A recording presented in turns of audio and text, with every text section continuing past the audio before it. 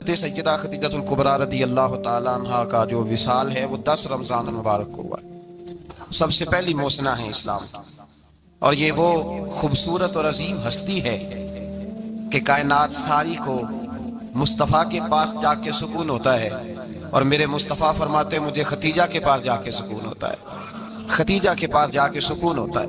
آپ فرماتے ہیں سیدی ماں، پہلی ماں، کہف امن و امان، حق گزارے رفاقت پہ لاکھوں سلام۔ آپ فرماتے ہیں جس طرح اصحاب کہف کو اس غار کے اندر جا کے سکون ملا تھا، اس طرح ہماری پہلی ماں کے پاس جا کے ہمارے نبی کو سکون ملا کرتا تھا۔ کہف امن و امان، یہ غار ہے امن و امان کی، جس طرح اصحاب کہف کی غار تھی۔ میرے بھائی، حضرت سیدہ خدیجۃ الکبریٰ رضی اللہ تعالیٰ عنہ کی یاد منانا، ان کا ذکر کرنا، اس لیے تو ضروری تھا ہی کہ وہ ہم سب کی ماں ہیں، اس لیے بھی ضروری ہے کہ وہ امت مسلمہ کی محسنہ ہے، اور اس لیے بھی ضروری ہے، یہ جملہ یاد رکھیے گا، اس لیے بھی ضروری ہے کہ جب حضرت خدیجہ کا تذکرہ ہوتا ہے تو میرے رسول پاک راضی ہوتے ہیں، حضور خوش ہوتے ہیں جب حضرت خدیجہ کی بات ہوتی ہے۔ جب حضرت خدیجۃ الکبریٰ رضی اللہ تعالیٰ عنہ سے کوئی محبت کرتا، کوئی احترام کرتا تو حضور راضی ہوتے۔ پہلی محسنہ قرآن مجید سورہ احزاب کی آیت نمبر 6 میں اللہ کریم نے فرمایا النبی اولیٰ بالمؤمنین من انفسہم، یہ نبی مومنوں کی ان کی جانوں سے بھی زیادہ مالک ہے۔ وازواجہ امہاتہم، اور فرمایا نبی پاک کی ازواج مومنوں کی مائیں ہیں۔ حضرت خدیجۃ الکبریٰ رضی اللہ تعالیٰ عنہ پہلی ماں ہیں مومنوں کی۔ حضرت خدیجۃ الکبریٰ رضی اللہ تعالیٰ عنہ اس دور کے اندر جس دور میں ابھی اسلام نہیں آیا تھا، ابھی پردے کے احکام نہیں آئے تھے، ابھی عورتوں کے بارے میں وہ سارے احکامات نازل نہ ہوئے تھے جس کی پابند ایک مسلمان خاتون ہوتی ہے، اس زمانے میں بھی حضرت خدیجۃ الکبریٰ پردے کی پابند تھی۔ اس دور کے اندر بھی حضرت خدیجۃ الکبریٰ سچ بولا کرتی، اس دور کے اندر بھی جناب خدیجۃ الکبریٰ کے مزاج میں نفاست تھی۔ بہت بڑے تاجر کی بیٹی تھی، بہت بڑے، اور باپ کے انتقال کے بعد حضرت خدیجہ نے خود تجارت سنبھالی، خود۔ یہ کیسی تاجرہ ہے جو کبھی گھر سے باہر نہیں نکلی؟ یہ کیسی تاجرہ ہے جنہوں نے کبھی جا کے کسی آدمی کے ساتھ گفتگو نہیں کی؟ یہ کس قسم کی تجارت پیشہ خاتون ہے جو کبھی مارکیٹ اور بازار نہیں گئیں؟ لیکن مکے میں جن کا مال سب سے زیادہ بکتا تھا وہ حضرت خدیجۃ الکبریٰ ہے۔ وہ کسی شخص کا تعین کرتی، کہتی سرمایہ میں لگاؤں گی، محنت تو کرے گا، اور وہ ڈیل بھی جب ہوتی نا، اس شخص کے ساتھ گفتگو ہوتی تو وہ بھی ڈائریکٹ حضرت خدیجہ نہ کرتی، بلکہ آپ کی خادمہ تھی حضرت نفیسہ، بعد میں وہ مسلمان ہوئی، ان کی ذمہ داری ہوتی، وہ خاتون جا کر اس آدمی سے گفت و شنید کرتی۔ حضرت خدیجہ کا مال لے کے لوگ جاتے مکے میں، جب سب لوگوں کا نقصان ہوا نا، جس سال، جناب نفیسہ کہتی ہیں جس سال سارے مکے والوں کا مال ڈوب گیا، حضرت خدیجہ کو اس سال بھی اللہ تعالیٰ نے 11 گنا نفع عطا فرمایا، اس سال بھی بڑا نفع دیا، حالانکہ تجارت کے ساتھ نہیں، ابتدا اسلام میں۔ اور پھر عجیب بات یہ ہے کہ 2 دفعہ شادی ہوئی، 2 دفعہ بیوہ ہوئی، 2 دفعہ شادی ہوئی، 2 بیٹے تھے حضرت خدیجہ کے۔ نبی پاک صلی اللہ علیہ وسلم سے قبل آپ کے 2 بیٹے تھے، ہند اور حالہ، دونوں مسلمان ہوئے، دونوں حضور کے صحابی ہوئے۔ 2 شہزادے تھے حضرت خدیجہ کے، 2 دفعہ پہلے شادی ہوئی، دونوں خامد انتقال کر گئے، عرب کے بڑے بڑے، اور حضرت خدیجہ بنو قریش میں سے ہیں، 3-4 نسلیں اوپر جا کر ان کا خاندان نبی پاک صلی اللہ علیہ وسلم کے ساتھ مل جاتا ہے۔ حضرت خدیجہ کا 2 دفعہ نکاح ہوا، آپ بیوہ ہو گئی، دونوں دفعہ خامد وصال کر گئے۔ بڑے بڑے مکے کے سرداروں نے پیغام نکاح دیا، حضرت خدیجہ خاموش رہی، نکاح نہیں کیا۔ لوگوں نے بڑی وجوہات بیان کی، الگ الگ باتیں لکھی۔ شیخ محقق شاہ عبد الحق محدث دہلوی فرماتے ہیں نہیں، اصل بات اور تھی۔ عرب کے اندر سال کے بعد عورتوں کا ایک میلہ لگتا تھا خانہ کعبہ کے پاس، صرف عورتیں اکٹھی ہوتی تھی، میلہ لگا ہوا تھا۔ ایک تورات جاننے والا یہودی عالم بھی آیا ہوا تھا، وہ بیویوں کے مجمع پہ نظر ڈال کے کہنے لگا بیویوں، مرد کا کام تو کوئی نہیں عورتوں کے مجمع میں بات کرنا، لیکن میں تمہیں ایک پیغام دینے لگا ہوں، اللہ کے آخری رسول جو مکے میں پیدا ہونے والے ان کے آنے کا وقت قریب آ گیا ہے۔ وہ بیوی بڑی خوش نصیب ہوگی جنہیں ان کی رفاقت ملے گی۔ عورتوں نے جب دیکھا کہ مرد آ گیا عورتوں کے میلے میں تو انہوں نے ڈانٹا، جھڑکا، کہا چل اٹھا اپنی کتابیں اور نکل جا۔ حضرت خدیجہ کہتی ہیں باقیوں نے ڈانٹا پر میں نے بات پلے سے باندھ لی، میں نے پلے سے باندھ لی، اور میں انتظار کرنے لگی کہ اللہ کرے وہ نصیب میرے ہی ہو، اللہ کرے مقدر میرا ہی کھلے۔ آپ فرماتی میں تسبیح پڑھتی، درود پڑھتی، میں اس زمانے میں جو اللہ کا ذکر جس طرح ہوتا تھا وہ میں شروع کرتی، اور جب فارغ ہوتی تو میں التجا کرتی کہ اللہ میرے نصیبے کھول دے۔ کہتی ہیں آہستہ آہستہ آہستہ آہستہ میں حضور کی تعریف سننے لگی، آہستہ آہستہ تعریف سننے لگی نبی پاک، صادق ہیں، امین ہیں، سچے ہیں، دیانتدار ہیں، اس برے اور میلے معاشرے میں بھی وہ سب سے اعلیٰ بھی ہیں اور سب سے اجلے بھی ہیں، وہ سب سے پاکیزہ ہیں۔ میں سننے لگی تعارف آہستہ آہستہ میں ان کی گرویدہ ہونے لگی۔ ادھر نبی پاک صلی اللہ علیہ وسلم اپنے چچا جناب ابو طالب کے پاس رہتے تھے، قحط آ گیا، حالات بگڑ گئے۔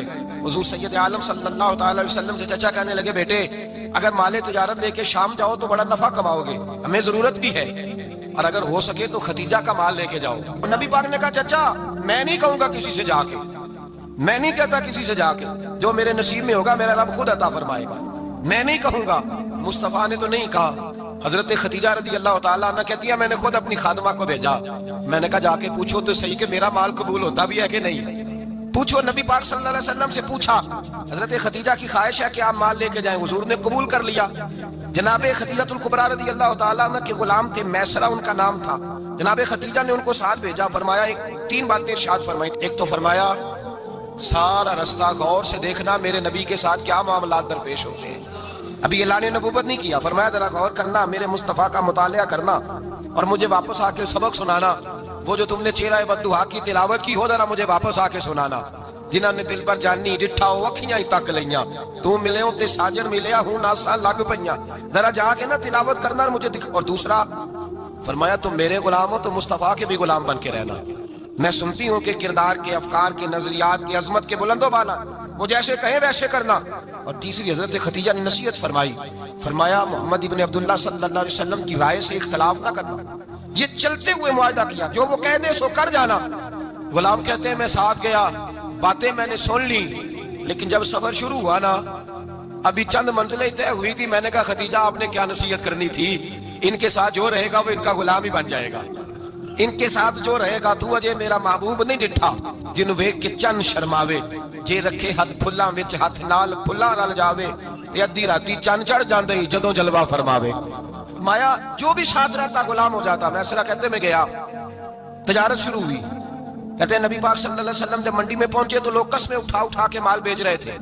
اللہ کے محبوب جب گئے نا تجارت کرنے تو ایک آدمی کہنے لگا چلو معاذ اللہ بتوں کے نام تھے لات و منات، کہنے لگا لات کی، عزا کی، منات کی قسم اٹھاؤ، تو نبی پاک فرمانے لگے ان کی قسم اٹھاؤں جن کا میں نام لینا بھی پسند نہیں کرتا۔ ابھی اعلان نبوت نہیں کیا، اور فرمایا ویسے بھی میں قسم دے کے مال نہیں بیچتا، خریدنا ہے تو خریدو، نہیں خریدنا تو نہ خریدو۔ کہتے ہیں لوگ قسمیں اٹھا اٹھا کے پیچھے جاتے تھے، پر میرے نبی جس سے رخ پھیرتے تھے وہ نبی پاک کے پیچھے ہو جاتا تھا۔ ماتے کئی گنا زیادہ نفع کمایا۔ ہم رستے میں تھے، حضور ایک درخت کے نیچے آرام کرنے لگے، ایک عیسائی راہب غار میں بیٹھا تھا، نکل کے آ گیا، مجھ سے کہنے لگا مجھے وہ جانتا تھا۔ میں سنا یہ کس کو ساتھ لائے، یہ کون ہے؟ میں نے کہا اہل قریش کے ایک معزز آدمی ہے۔ کہنے لگے یار جس درخت کے نیچے یہ لیٹے ہوئے ہیں یہاں عام آدمی نہیں لیٹ سکتا، یہاں وہی لیٹے گا جو اللہ کا سچا رسول ہوگا، یہاں دوسرا کوئی لیٹ ہی نہیں سکا، یہ رسول ہے، ان کا خیال رکھنا، خیال رکھنا۔ کاش میں اس وقت تک زندہ رہوں جب یہ نبوت کا اعلان کریں۔ میسرہ کہتے ہیں میں غلام ہو گیا، نبی پاک صلی اللہ علیہ وسلم کی ادائیں مجھے بھانے لگی۔ جب واپسی پہ نکلے تو گرمی بڑی شدید تھی، فرماتے ہیں جب دھوپ تیز ہوتی تو بادل کا سایہ آ کے حضور پہ سایہ کر دیتا، بادل کا ٹکڑا نبی پاک پہ۔ اللہ جانے کہاں بیٹھ کے لوگوں نے کتابیں پڑھی ہیں جو کہتے ہیں 40 سال کے بعد نبی بنے تھے، پتہ نہیں کہاں بیٹھ کے کتابیں پڑھی ہیں۔ ہم نے تو جو سیرت پڑھی ہے وہ بتاتی ہے کہ تیری حیات پاک کا ہر لمحہ پیغمبر لگے، ہر لمحہ پیغمبر لگے۔ یہاں تو وہ لوگ جو کئی سال پہلے 20 اور 25 سال پہلے حضور سید عالم صلی اللہ علیہ وسلم کی رفاقت میں رہے وہ اعلان کر، لوگ پتہ نہیں کہاں بیٹھ کے کتابیں پڑھتے ہیں، کہاں بیٹھ کے۔ میرے نبی پاک سے صحابہ نے پوچھا حضور آپ کب نبی تھے؟ فرمایا ابھی آدم کی مٹی گوندی جا رہی تھی، ابھی آدم کی مٹی گوندی جا رہی تھی، میں تب بھی اللہ کا رسول تھا۔ میرے بھائی نبی رحمت سید عالم صلی اللہ علیہ وسلم کے غلام حضرت خدیجہ کے غلام کہتے واپس آیا، اور پہلے بھی کئی دفعہ حضرت خدیجہ کا مال گیا تھا، بڑے نفع آئے تھے، پر جو نفع اس سال آیا وہ پہلے کبھی نہیں آیا تھا۔ کہتے ہیں مجھ سے حضرت خدیجہ کی سہیلی بھی بیٹھی تھی، میں بھی آ گیا، اور جناب خدیجہ کی سہیلی کہنے لگی چل مال کے بارے میں کچھ بتا، کتنا بکا؟ میں نے کہا مال چھوڑو مصطفیٰ کی سنو۔ اور پھر کہتی چلو ٹھیک ہے، بادل سایہ کرتا تھا، چلو ٹھیک ہے، تم سے راہب نے پوچھا تھا یہ صحیح ہے، انہوں نے تیری سارے رستے بڑی خدمت کی، تیرا بڑا خیال رکھا، پر یہ بھی بتا تجارت کیسے ہوئی؟ تو میں سر کہنے لگا زندگی میں نے بھی ساری گزار دی ہے، پر اس رسول کے ساتھ 4 دن ہی گزارے ہیں، حد ہو گئی مجھ سے، اور کچھ نہ پوچھو، اور کچھ نہ پوچھو، آپ میرے دل آمنہ کے لال کی باتیں کریں، اور کچھ نہ پوچھو، بس ذکر ان کا چھیڑیے ہر بات پر، اور چھیڑنا شیطان کا عادت کیجئے، بس مجھے حضور کے تذکرے بیان کرنے ہیں، ذکر مصطفیٰ کرنا ہے۔ حضرت خدیجہ الکبریٰ بڑی متاثر ہوئی، کہتی ہیں مجھے درجنوں لوگوں نے پیغام نکاح دیا تھا پر میں نے سنی نہیں تھی، میں نے نفیسہ کے ہاتھ پیغام بھیجا، میں نے کہا میری عمر 40 سال ہے، ان کی 25 سال ہے، اور میرا اعمال اور طرح کا ہے، وہ شہنشاہ ہے، جا کے پوچھو تو صحیح بھلا میں قبول ہوتی ہوں؟ پوچھو۔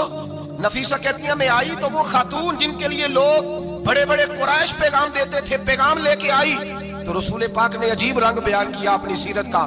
جب میں پہنچی میں نے کہا خدیجہ نکاح کرنا چاہتی ہیں؟ نفیسہ کہتی ہے میرا خیال تھا کہ کوئی اور ہوتا تو کرسی سے اٹھ کھڑا ہوگا، فوراً کہے گا اچھا جلدی کرو بات کرو۔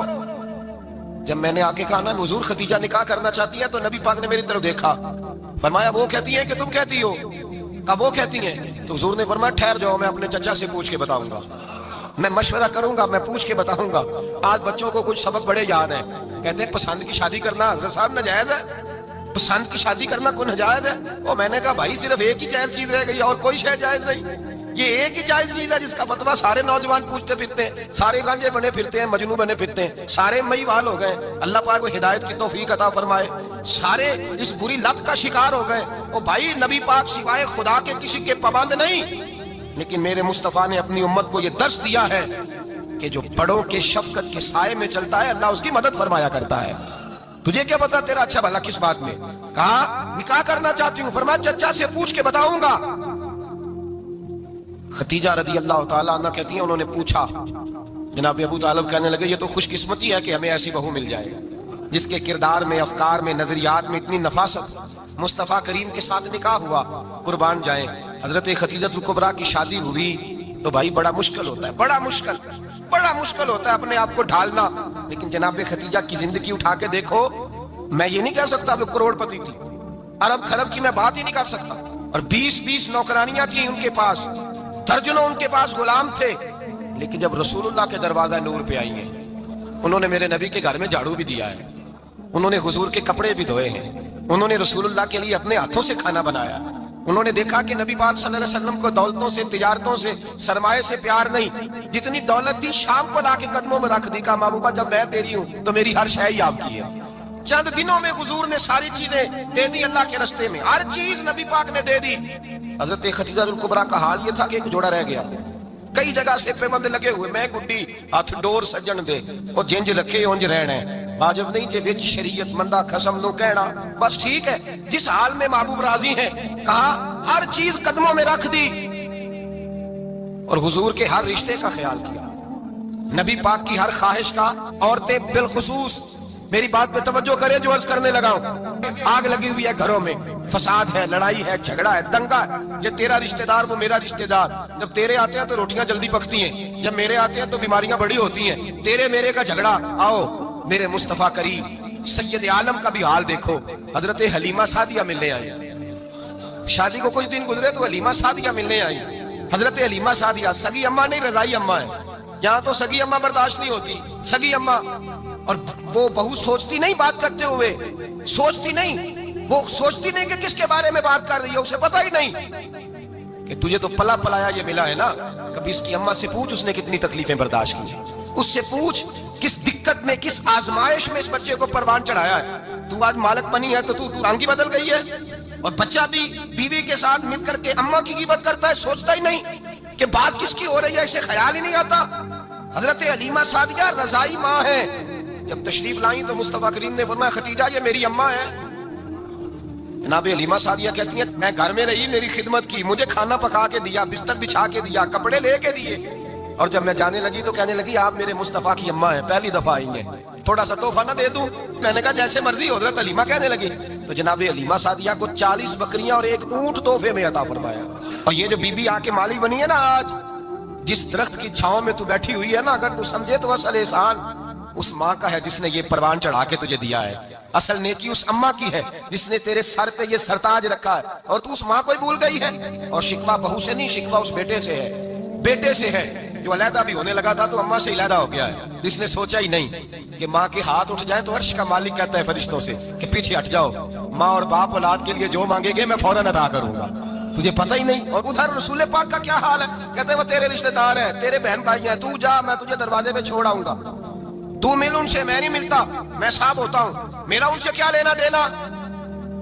حضرت خدیجہ کے بھائی نہیں تھے، نبی پاک صلی اللہ علیہ وسلم کے سسر یاد نہیں تھے، 2 بیٹے تھے حضرت خدیجہ کے، اور وہ دونوں بیٹے پچھلے خامن سے تھے، ذرا عقل کی کسوٹی پر تولیے گا کہ کسی بیوی کے بیٹے ہوں اور پچھلے خامن سے